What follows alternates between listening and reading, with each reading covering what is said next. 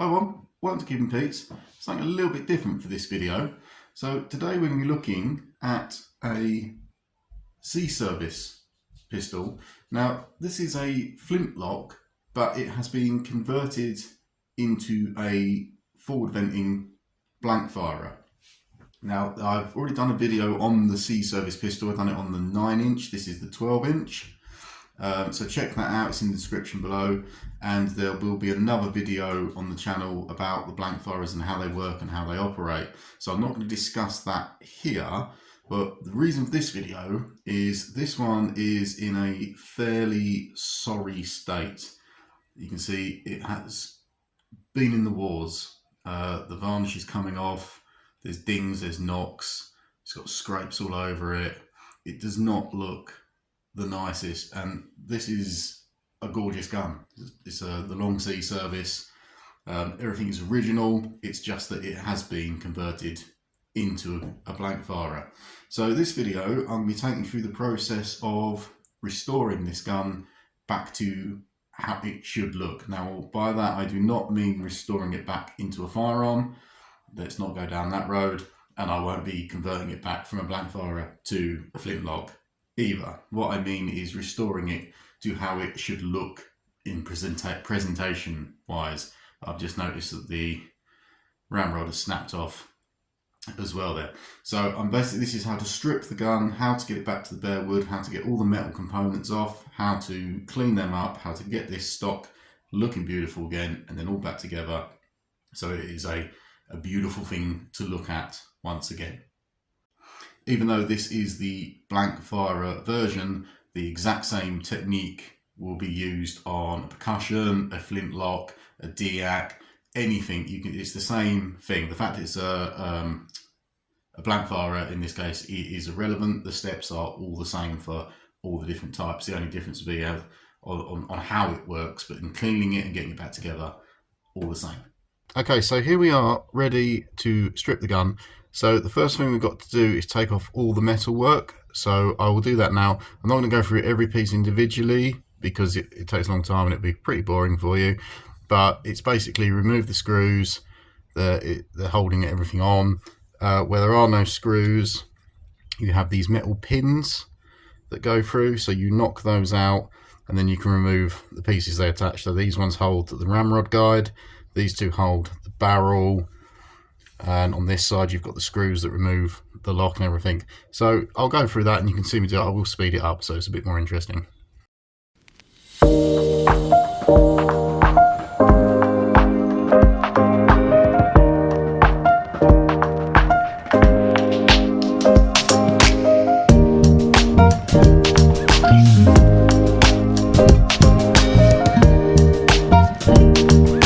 Okay, so we've now got that all apart. Struggled to get the ramrod out there without the end. I do have the end, I'm going to get that as well because that needs fixing. I'll do that. It is important not to lose anything, so I'm going to put all these pieces aside. If you're not confident with what goes where, it's best to label things, put them in the individual bags as you get them out. So now we have the wood piece empty. It's really light, it's ridiculously light actually. Surprising. All the weight is obviously in all this metal. I did expect it to have a bit of weight to it. This is nothing. So what we're going to do is sand all this down, remove all of this varnish and get it back to the original wood, which I believe is a walnut. That's very light for a walnut. It might not be. It is definitely hardwood though, so it could be. So we'll do that and we'll put all this aside. Now we've got the barrel out. You can actually see. Can we see? We can see. Let me move the light up. So we've actually got markings on there. So this is from when it was a real gun. So you can see that that is an India made. So this isn't original, it's not an antique, it is a replica, but it was a replica that was made to fire black powder with a flintlock, which is then in turn being turned into a blank fire. And you can see these pins here. So the barrel has been drilled out and these pins have been put in, these plugs right at the breech, which stops it ever being converted back. So it does allow the forward venting of the blank firer at the top. So the blank goes in and the gases and flame can go through these pins and out the front. But any kind of projectile will just blow up in your hand. So that is how they have done that. Right, we'll put these pieces aside and then we'll start on the wood.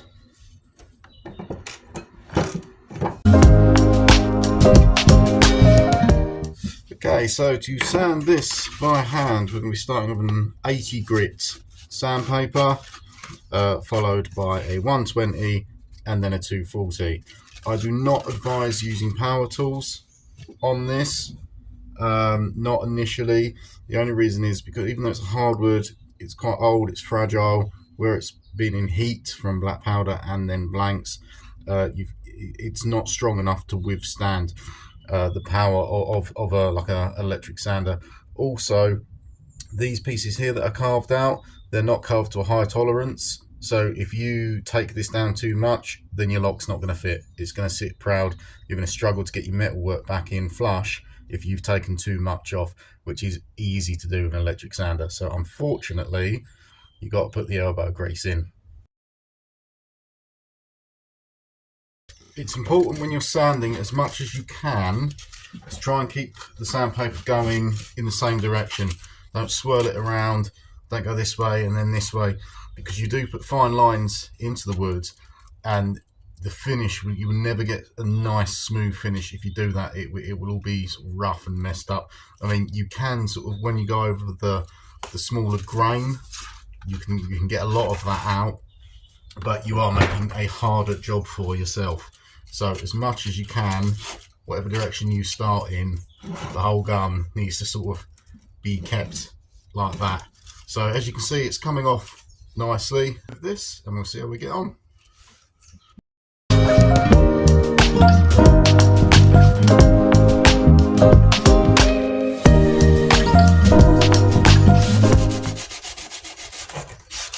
Okay, we've almost got there with this side. So I've gone around the top as well, but you can see the difference already. So where you've got these really stubborn bits, when you've got in the grooves and this fine line here as well, you might struggle to get your sandpaper in there. So I know I said no power tools. The exception would be a Dremel on a low power and low speed setting, with a nylon brush, not wire wool or anything like that, or metal or a flapper disc, just a nylon brush. Just get in there, and that should help you get those bits of stubborn residue in there.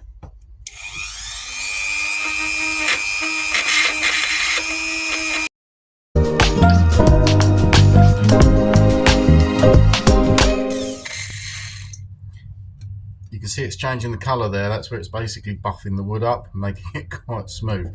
But it will take a while with this, but it's the most delicate way of doing it. The only thing to be aware is don't just hold it in one place to get those bits off, because you will end up with a scoop out, a divot.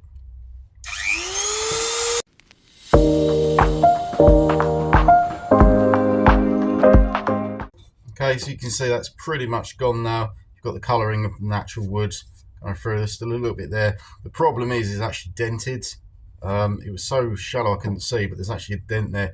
So your options are you sand all this back to match the level of the dent. If you're that worried, you are then reducing the overall thickness of the gun, which I don't really want to do. So I'm happy with that. The new staining will cover that. This is still a bit rough here, so we'll go over with the lighter sandpapers, and we've obviously got the other side and the underneath to do as well.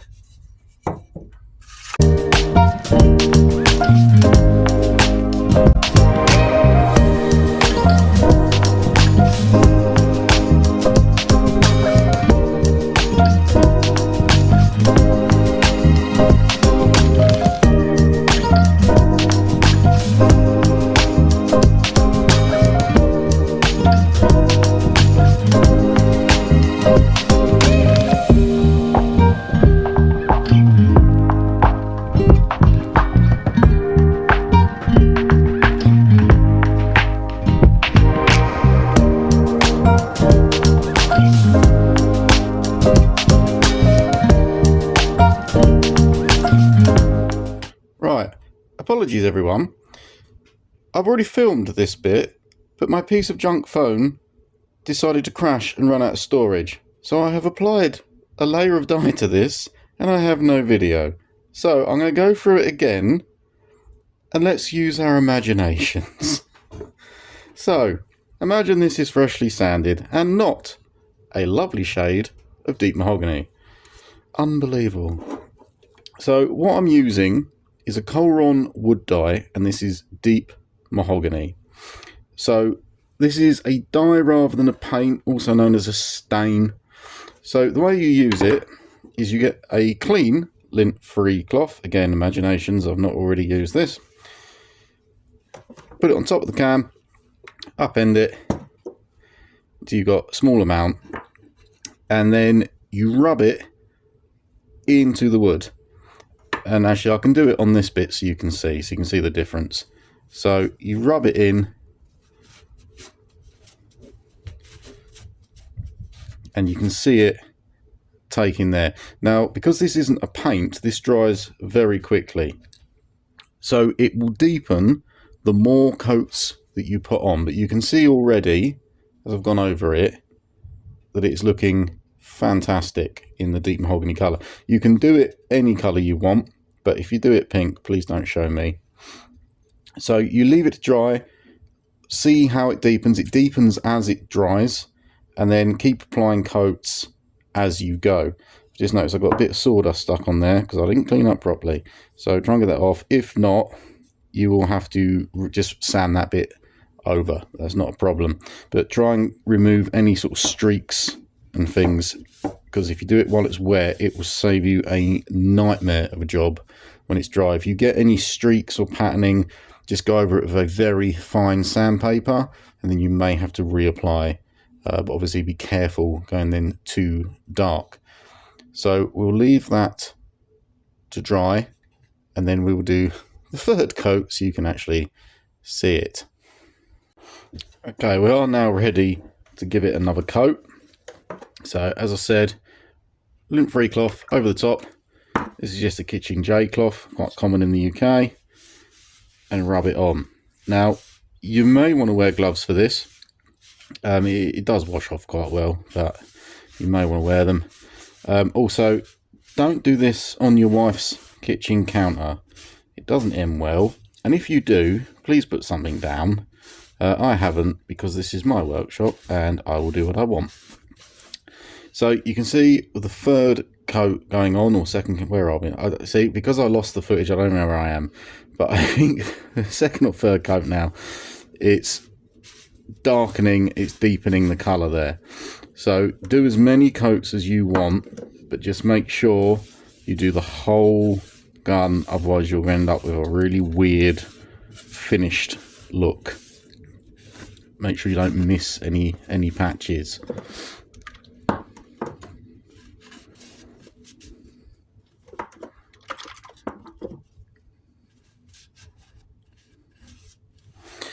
I didn't do the pieces inside. I didn't sand those underneath either, mainly because that's where your metalwork's going and it will be completely covered, and it was just, you're creating a lot of work for yourself sanding something that's not going to be seen. However, feel free to do that if you are one of those people. No problem.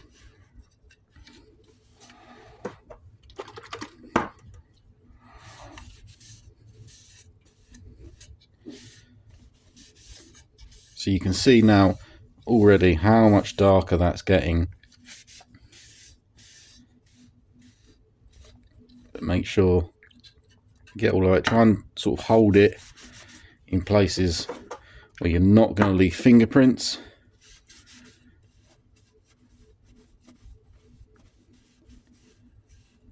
Now you'll notice on the top, now this is very, very common with the wood used for guns.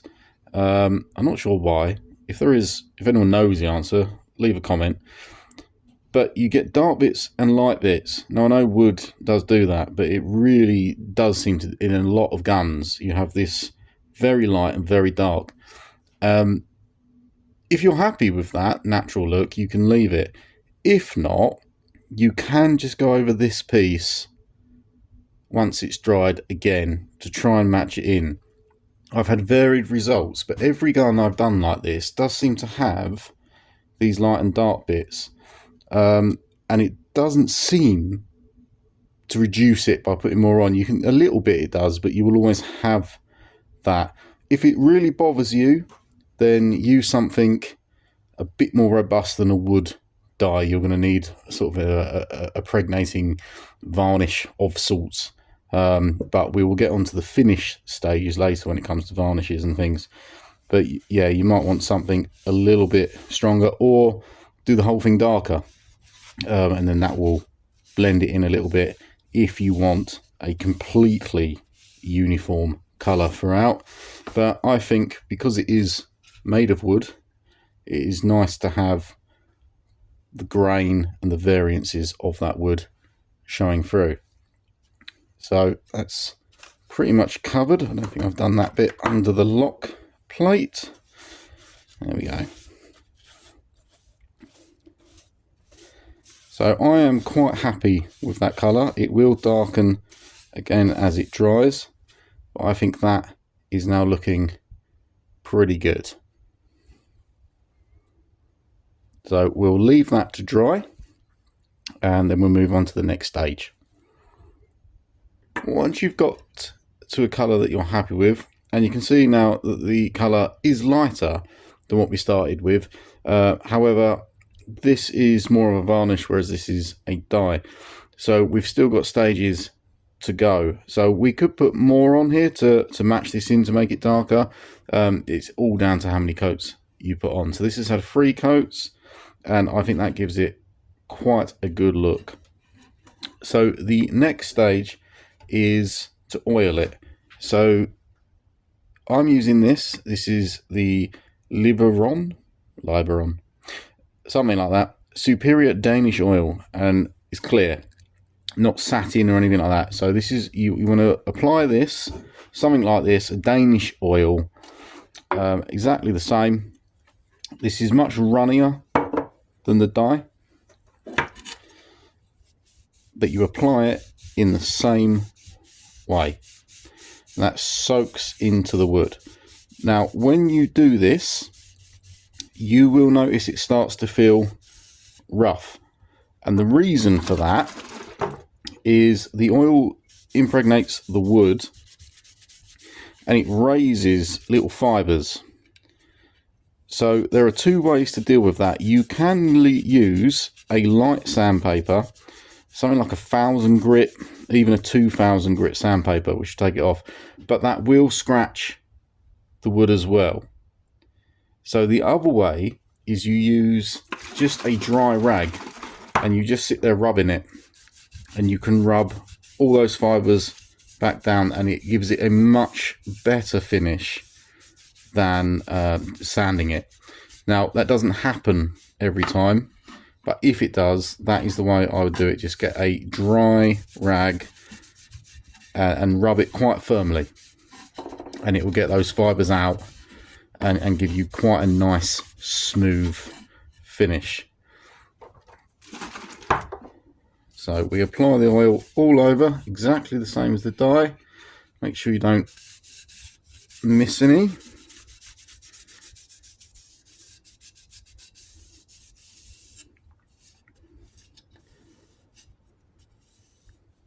Okay, so it has taken off a bit of the colour. That's not a problem, as long as it's not too much. Might be I've not left it to dry quite long enough, or it could just be excess that hasn't soaked in if you've oversaturated the wood. But you can see now how much of a shine that's given to it. Obviously this does have to dry as well, so you will lose a bit of that shine. However, we will reapply the shine at a further stage. Right, we'll leave this to dry and we'll get on with the metalwork. Right, so I've got all the metal pieces I put aside earlier, and we're going to get these looking nice and shiny again. So we're going to do it in a few different ways. So we've got 240 grit sandpaper. We're going to give them sand over with that first. We're then going to go over to the buffing wheel, and we've got a hard nylon wheel That will help to take out any burrs, any deformalities, any scratches. That will get it to a smooth surface. After that, we can put it on the cotton buffing wheel, and then for a final polish, we'll use a good old brasso. Obviously, that only works with the brass pieces, but we're going to do the brass, we're going to do the lock, the barrel, and the belt clip as well. So we'll go through that, and then I'll explain the lock itself in a little bit more detail. Everything else is pretty self-explanatory. So you can see on the butt cap, for example, it's just a bit tarnished, it's been bashed around, there are some scrapes and dents, whatnot in there. So we use 240 grit sandpaper, and same as you did on the wood, we're just going to give it a rub down. Now this will put scratches in the metal, but don't panic, because we'll get them out with the buffing and polishing. So you can already see, yes, it's scratching it, but you can see the shine coming already as we take off that layer of tarnish, grime and dirt. Again, with the wood, try and keep this in one direction, not swirl it around, whereas this is an odd shape, but try and sort of go over and down and then over and down rather than swirling around. It just keeps those scratches uniform and gets them easier to buff out later, because you can do it all in one direction. So we'll give all these a sandpaper, and then we'll move over to the buffing wheel.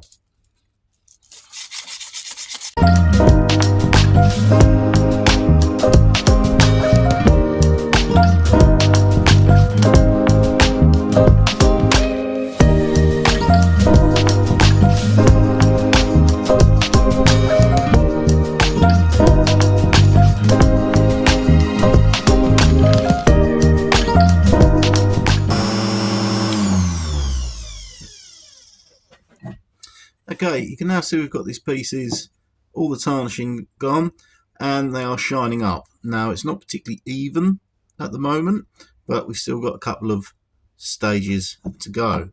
So that's all three of the brass pieces done. So the next thing we're going to do is, if we flip this round, is we're going to use this side, and this side is the cotton buffing wheel. So to do this, we need to use a rubbing compound. Now, all of these slightly different, but for metal, I've got a green buffing compound. So to use these, you turn on the machine, and as it's spinning, you rub the compound on there to give it a coating, and then you put the metal on, which helps with sort of the grinding of the surface and the buffing and polishing, removing all those lines and scratches. So we'll start that now.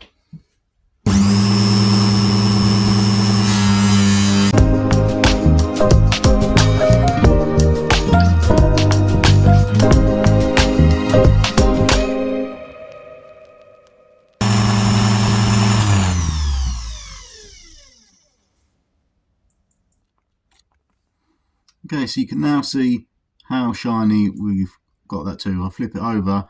That's the reverse side, which obviously I've done nothing on at all, compared to that's now the side that you'll see when it's on the gun. Now the final stage, to be honest, this has got it up pretty good, but the final stage will be the brasso. So let's get that. Now your brasso, you apply exactly the same as everything else we've done with the woodwork. So small amount on the cloth, like so, and then you rub it into the brass. Now the magic with this stuff happens on the next bit. So you rub the brasso in, and you think, well, that's not really done a lot. But then you get a dry piece of cloth and you really rub that off. God, there are some innuendos in what I've been saying here, isn't there? Anyway, I'll leave that in your imaginations. So you give that a wipe down removing all that excess, and you can now see how shiny that is. That's a good one. So I'll continue with all the brass stuff, and I'll show you the barrel and everything in a bit. Okay, the barrel and the belt hook, they're done exactly the same way, but you just miss the brasso step because it won't work on this material anyway. So we'll do these ones, and so we'll do these, and then we'll have a look at the finished articles.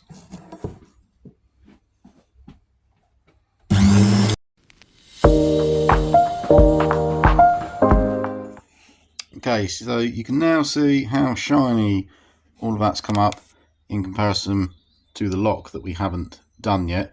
Now I'm going to do the lock in a bit more detail just to show you how to get it apart, which bits to take off and which bits not to.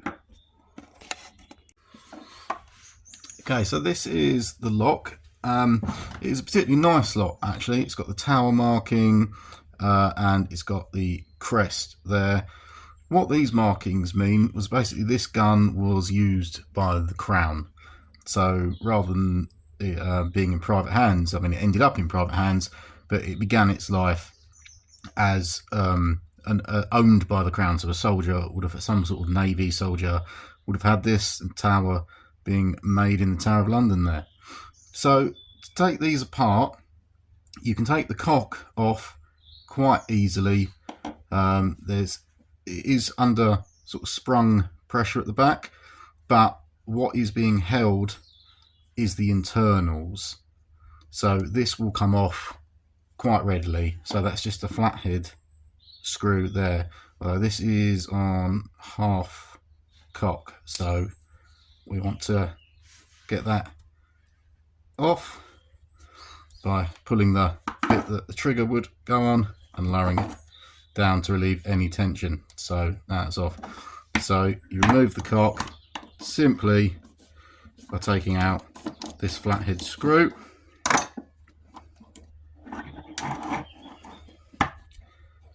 And it might need a bit of persuasion, especially if it's been on there a long time and there's a bit of grime and what have you behind it. Okay, this one's going to need a lot of persuasion. There we go. So that's off. So even if it was under tension, it's this piece internally that is. However, always still best practice to take that off, not cocked at all. So now that's off, you can do the same process with that, shine that up nicely. To get in here, this is your frizzen spring, obvious reasons. It's holding the tension on your frizzen. To remove that, you need to remove this screw here. However, it is under tension. So you can buy something called a mainspring clamp. That isn't your mainspring, that's your frizzen spring. That's your mainspring. But you can see it's the same principle. So a mainspring clamp will do that. They're quite expensive and hard to come by. So failing having a mainspring clamp, you can use a pair of locking jaw pliers. So move your frizzen to put the tension on the spring. It's about halfway. You then clamp and tighten. That's actually spot on. You can then remove the screw without fear of it pinging bits off into your face. Okay, and then we have the spring allowing you to get behind and clean. You can then take the frizzen off just with that screw there. So we'll do that, we'll give that all a clean up. You can release this now, but just be cautious. So very, very gently you can release the tension on the pliers, he says, and drop. so now you can clean that up as well. And to put it back together, you just repeat the process. So you clamp this back shut and you line up this peg with the hole, and then the screw goes through. So we'll get this all nice and shiny as well. Okay, so there is the lock plate all shined up. See, she's now looking much nicer. So there's no need to do anything on the inside. That would just need a bit of grease, bit of oil before you put it back in. There's no need to take all this off. It doesn't need shining up, it just needs oil and grease. So that's the lock plate. Right, now we'll go on to the final stage of the wood. Okay, now we've got the wood all dry with our dye coating and the oil. We are going to coat it with this. This is polyacrylic crystal clear top coat, and this is a clear gloss. Now the way you apply this is exactly the same as everything we've done. Don't use any brushes. Use the cloth, dab it in and wipe it all over. Once that's dried, you then sand it down with a 2000 grit paper and you apply another coat. You repeat that 3 times and what you're left with should be a very shiny gun. So we'll crack on with that.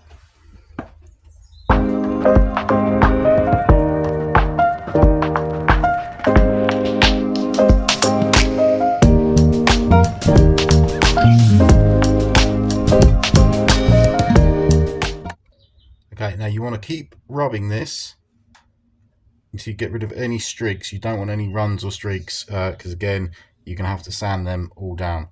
So make sure you have an even coating. Where it collects in pieces like here, you need to make sure that that doesn't sort of run down, so it's best to sort of damp that out of there. Make sure it's nice and evenly coated. I need to rub it in a bit more here. You set that to dry and then I'll show you the sanding. Okay, now we're going to have a look at that broken ramrod. So it's a clean snap and it's a snap down the wood grain. So what you want to do is with a bit of sandpaper, rough these edges up and using wood glue, simply glue it back together. Once you've glued that, and I'm not going to film me gluing it, everyone knows how to glue.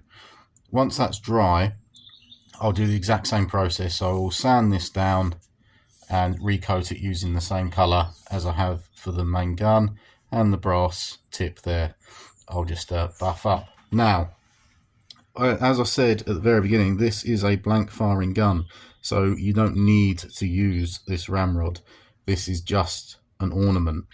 If this were a real flintlock, I don't think I would do this because you've got the risk of that re-snapping, and if that snaps in your barrel and you're ramming down a charge, you've now got that as a bullet in the barrel of your gun, which you are going to really struggle to get that out. That's a very dangerous situation to be in. So if you snap a ramrod on a live firearm, I would recommend ditching this and getting a new one, or just making a new one out of doweling. This needs to be reattached very tight. I mean, that can't be a DIY job. You cannot risk that falling off in your barrel. But as this is a blank firer, meaning the ramrod is purely ornamental, we can fix that quite comfortably. We've now completed all the work on it and really happy with the result. See, it's got a lovely shine to it. So now it's just a simple case of putting it back together.